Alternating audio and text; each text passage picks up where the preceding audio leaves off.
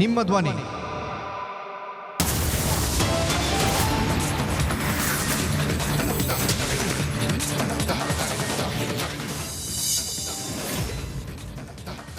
ಜಾತಿ ಗಣತಿಯಿಂದ ಎಲ್ಲರಿಗೂ ಸಹ ಒಳ್ಳೆಯದಾಗುತ್ತೆ, ಅವ್ರಿಗೂ ಸೇರಿ ಒಳ್ಳೆಯದಾಗುತ್ತೆ.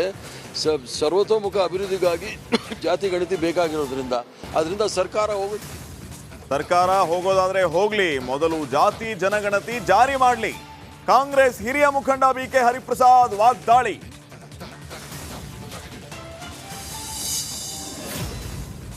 ಮುಮ್ತಾಜ್ ಅಲಿ ನಾಪತ್ತೆ ಕೇಸ್ಗೆ ಟ್ವಿಸ್ಟ್. ಬ್ಲಾಕ್ ಮೇಲ್ಗೆ ಹೆದರಿದ್ದ ಮೊಹಿದ್ದೀನ್ ಬಾವ ಸಹೋದರ ಹಲ್ಗುಣಿಯಲ್ಲಿ ಮುಂದುವರೆದ ಶೋಧ.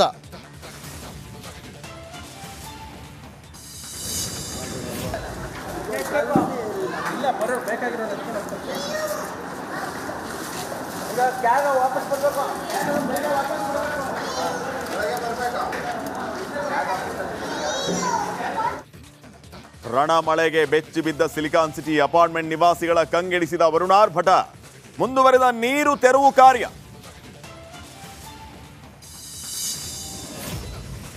ಜೈಲಿನಲ್ಲಿ ದರ್ಶನ್ಗೆ ಕಾಡ್ತಿದ್ಯಾ ಭೂತ ಭಯ. ಕೊಲೆ ತನಿಖೆಯಲ್ಲೇ ಪೊಲೀಸರ ಸಂಚಿದ್ಯ. ಸಿವಿ ನಾಗೇಶ್ ವಾದಕ್ಕೆ ಸಿಗುತ್ತಾ ಜಯ? ಮೈಸೂರು ದಸರಾಗೆ ತಟ್ಟಿದ ಮಳೆ ಎಫೆಕ್ಟ್. ಕೆಸರು ಗದ್ದೆಯಂತಾದ ಮೈಸೂರಿನ ಜೆಕೆ ಗ್ರೌಂಡ್. ರೈತ ದಸರಾ ಹಾಗೂ ಡಾಗ್ ಶೋಗೆ ಅಡಚಣೆ.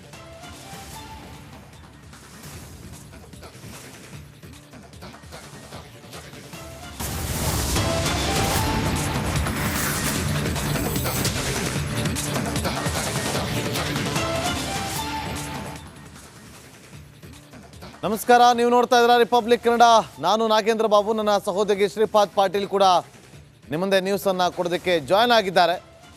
ನೋಡಿ, ಜಾತಿ ಜನಗಣತಿ ವಿಚಾರವಾಗಿ ಸಾಕಷ್ಟು ಚರ್ಚೆಗಳು ನಡೀತಾ ಇದೆ. ಜಾತಿ ಜನಗಣತಿ ವರದಿಯನ್ನು ಬಿಡುಗಡೆಗೊಳಿಸಬೇಕು, ಅದನ್ನು ತರಬೇಕು, ಅನುಷ್ಠಾನಗೊಳಿಸಬೇಕು ಅಂತ ಹೇಳಿ ಸಾಕಷ್ಟು ಚರ್ಚೆಗಳಾಗ್ತಾ ಇದೆ. ಇದರ ನಡುವೆ ಕಾಂಗ್ರೆಸ್ನ ನಾಯಕರು ಒಬ್ಬೊಬ್ಬರಾಗಿ ತಮ್ಮ ಹೇಳಿಕೆಗಳನ್ನು ಕೊಡ್ತಾ ಬರ್ತಾ ಇದ್ದಾರೆ.